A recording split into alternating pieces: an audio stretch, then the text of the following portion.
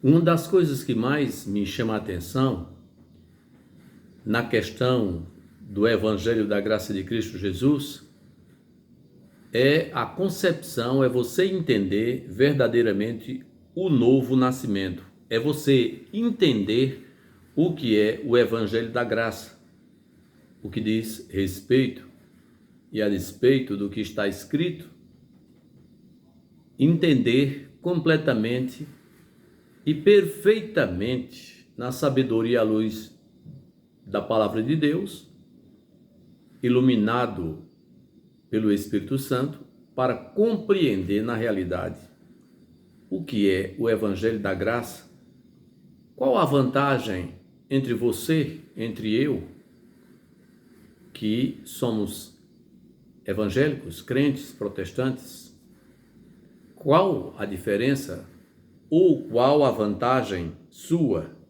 e minha e nossa em relação às pessoas do mundo.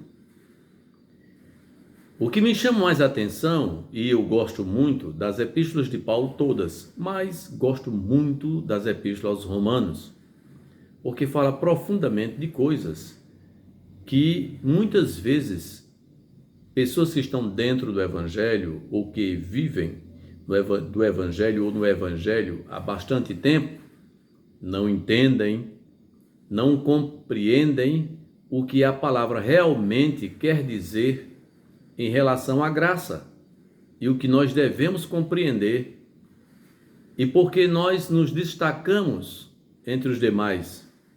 Então, o que nós temos aqui é Romanos 3 e o versículo 9, e eu sou surpreendido quando leio que diz assim, em 9 de Romanos 3, que se conclui: temos nós qualquer vantagem?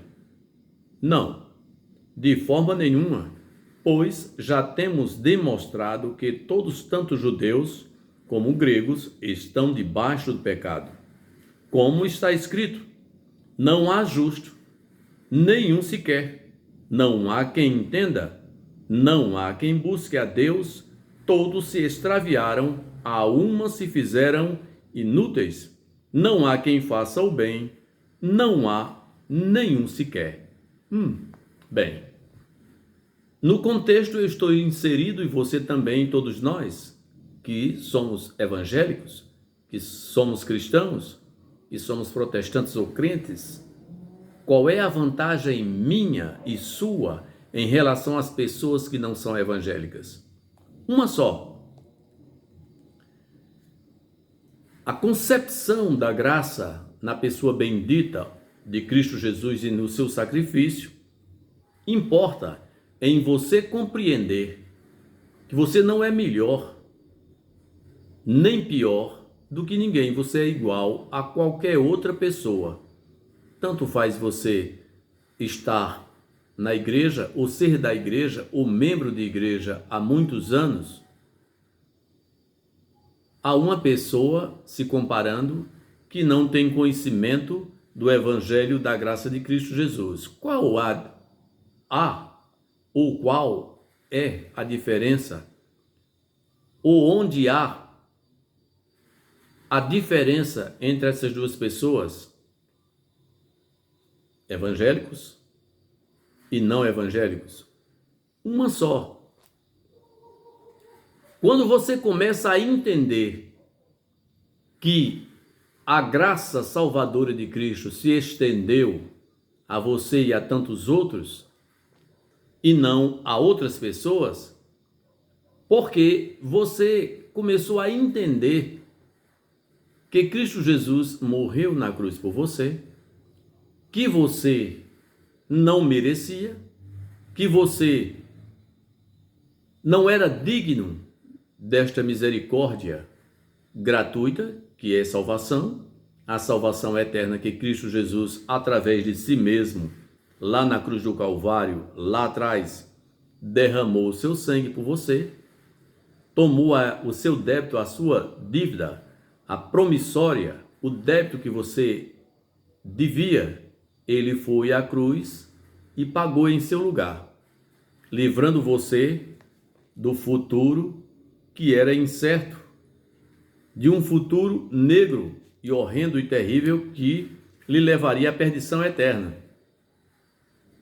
Quando você entende isso, à luz da palavra de Deus, iluminado pelo Espírito Santo, você entende que você em si mesmo não tem nada que preste. Você olha para si e se vê um pecador inútil, incompetente, irresponsável, sem nenhum direito a nada.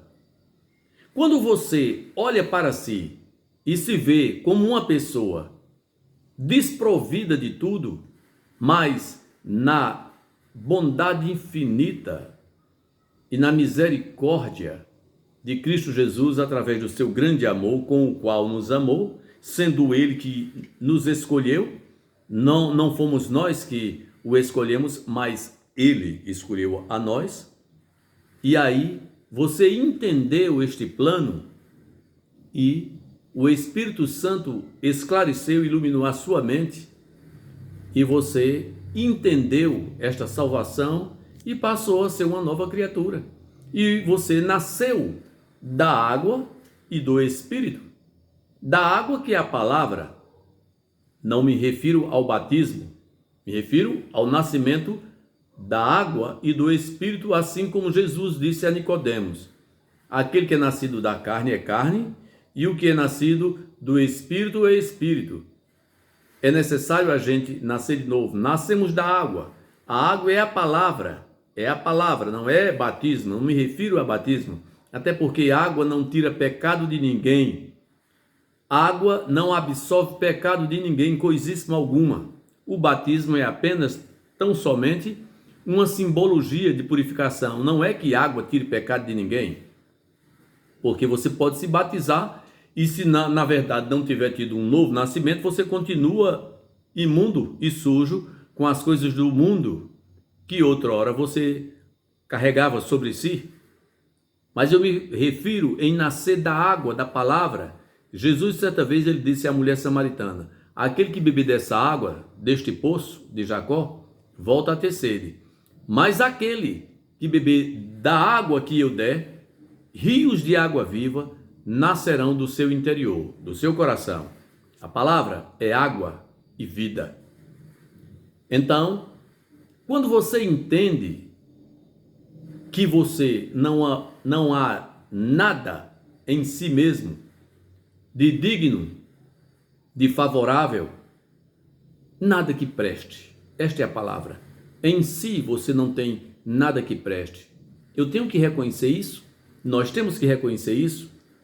Não fomos merecedores, assim como continuando a vida secular que vivemos, mesmo depois de ter nascido de novo, continuamos a não ser merecedor de nada.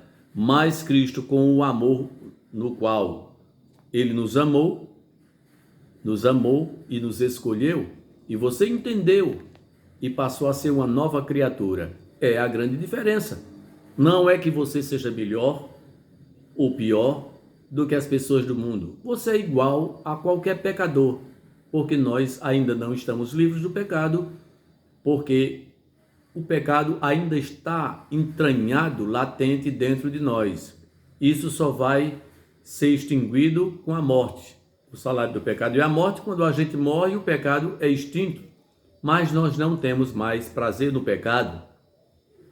Então nós não podemos nos vangloriar, ou a vanglória de que somos melhores do que ninguém, porque somos crentes em Cristo, porque somos evangélicos. Não, você não é melhor do que ninguém. A única coisa que lhe faz diferente é porque você entendeu o plano de salvação de Cristo Jesus, através do que Ele fez na cruz por você. Enquanto as pessoas do mundo ainda não compreenderam isso. Mas um dia, quando compreenderem e entenderem à luz da palavra de Deus e o Espírito Santo lhes esclarecer a mente, lhes iluminar, aí eles, assim como você e como eu, passarão a entender e os seus olhos espirituais serão abertos e se converterão a Cristo. E tantos outros que também não compreenderão, passarão daqui para a eternidade perdidos sem Cristo, porque não entenderam, não compreenderam o plano da salvação, o plano da graça de Cristo Jesus.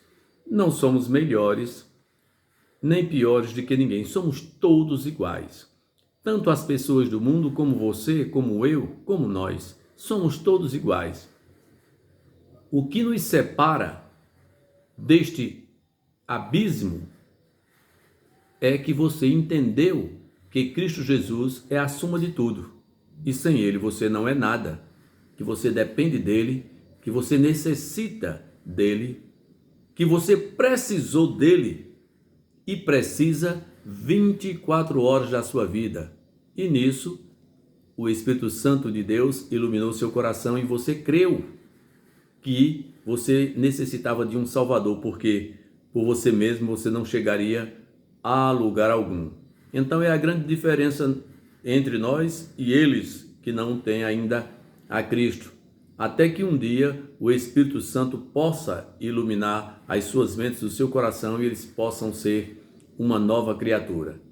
Então, essa é a grande diferença que nos fala que todos os homens estão na condição de pecador. João diz nas suas epístolas, aquele que disser que não tem pecado é mentiroso e a verdade não está nele. Mas se confessarmos os nossos pecados, Ele é justo e fiel para perdoar os nossos pecados. Assim como João também diz na sua epístola, o sangue de Jesus Cristo, seu Filho, nos purifica de todo o pecado. Temos que entender que necessitamos da purificação através do sangue de Jesus. Deus, na sua infinita graça e misericórdia, se compadeceu de nós e nos deu vida eterna e vida que não perece jamais, abundantemente, na pessoa bendita de Cristo Jesus. Amém.